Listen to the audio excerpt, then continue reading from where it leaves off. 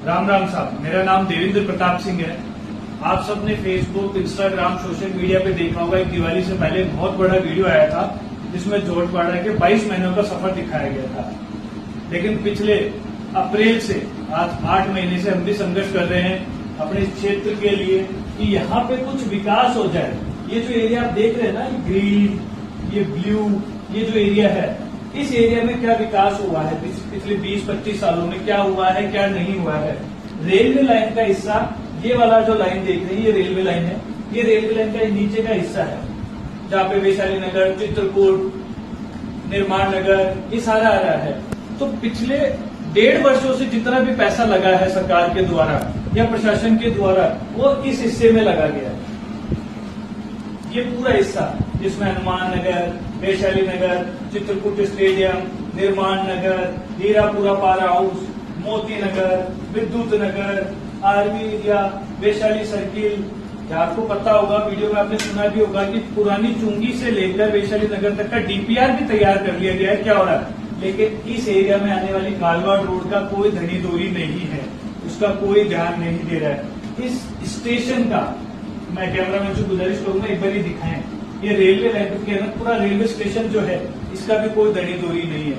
और हमारे क्षेत्र में खुदी हुई मिट्टी, शायद मैं गलत हूं, वो मिट्टी जिसपे आज तक डामर गिरी ही नहीं पिछले 25 वर्षों में, वो कॉलोनियां जिनमें आज तक रोड किसी प्रकार की आई नहीं, ये इस बात का संकेत देता है कि कोई भी जनप्रतिनिधि इस पूरे एरिया का कोई धनी दोरी नहीं है, ना वहां कोई विकास करना चाहता है। सिर्फ बड़े बड़े और जुमली बातें आते हैं। गोविंदपुरा, किशोरपुरा, पीथावास, गोकुलपुरा, कनकपुरा, विजयपुरा और हरनाथपुरा, ये सबसे बैकवर्ड एरिया में आता है। जयपुर के अंदर 150 वार्ड, लेकिन हमारा वार्ड 46 था, उसके अंदर सबसे बैकवर्ड एरिया में आता है। सबसे बैकवर्ड एरिया, इस पूरे बैकवर्ड एरिया में 90% ऐसी कॉलोनियां है। गोविंदपुरा, गोकुलपुरा, पिथावास, नानासुर, 90% कॉलोनियों में रोड नहीं है। आप कह रहे हैं खुदवी मिट्टी, मैं कह रहा हूं पिछले 25 सालों से उस मिट्टी पे कोई रोड तक नहीं आई है। रोड आई है तो टूट गई, उसके बाद कोई नियम का नहीं है। आज इस पूरे एरिया में ड्रेनेज, सीवरेज नाम की कोई जगह नहीं है।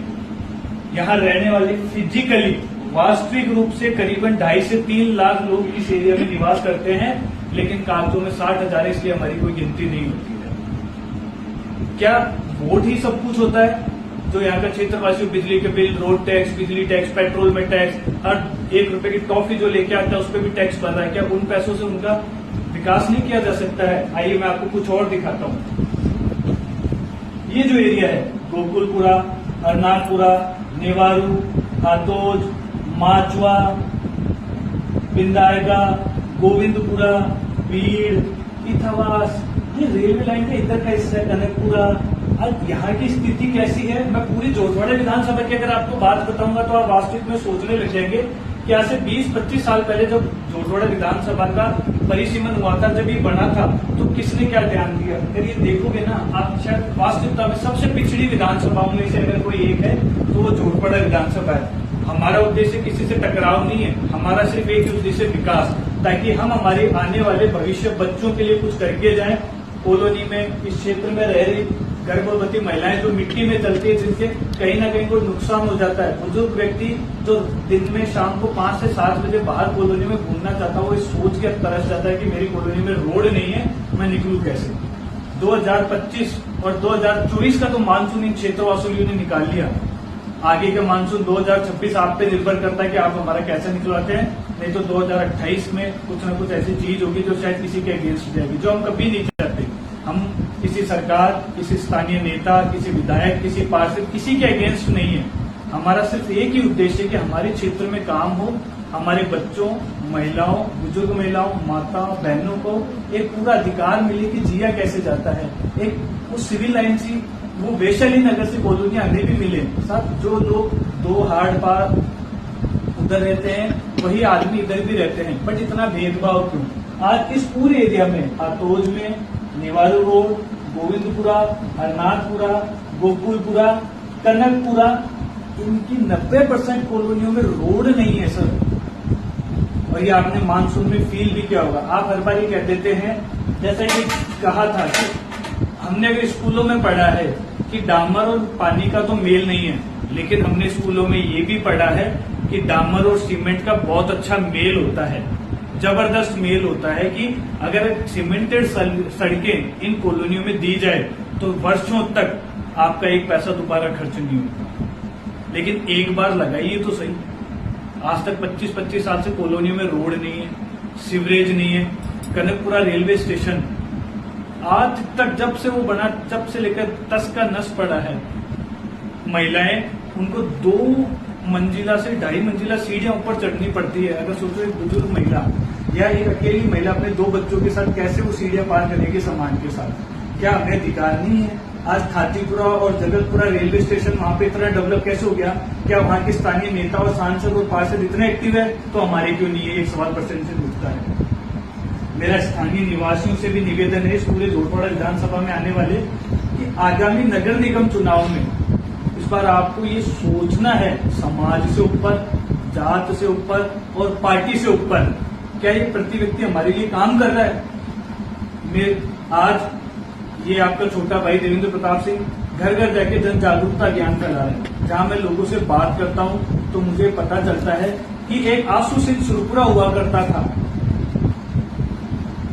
जो अपनी जेब से पैसा लगा के काम किया करता था कॉलोनी में, जो अपने व्यापार से पैसा निकाल के काम किया करता था कॉलोनियों में।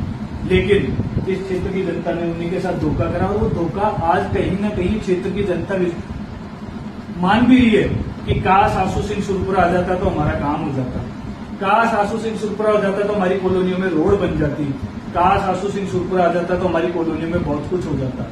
आज इतना बड़ा एरिया है, आपको देखिए कालवा रोड, पहली बार 15 वर्षों में मैंने कालवाड़ रोड की दिवाली देखी है कि साहब दिवाली पे उस मार्केट में जाने का मन नहीं करा क्योंकि वहां रोड नहीं थी। वहां ट्रैफिक का इतना दबाव है, कोई भी उस पर ध्यान नहीं दे रहा है। हर कोई वैशाली को चमन करने में लगा हुआ है। सर वैशाली तो ऑलरेडी चमन है। आपका उद्देश्य है ये रेलवे लाइन जो जा रही है इनके इधर की कॉलोनियों में क्यों नहीं है? ये एरिया क्या आपका नहीं है? क्या ये वोटर्स आपकी नहीं है? क्या इनकी इज्जत आपकी इज्जत नहीं है? या सिर्फ ये जो पिंक कलर का एरिया यही आपका एरिया है? सर यहाँ तो ऑलरेडी विकास हो रखा है, बड़ी बड़ी सड़कें हैं, स्टेडियम है, स्कूल्स है, हॉस्पिटल्स है, लेकिन इस एरिया में नहीं है। क्यों नहीं है?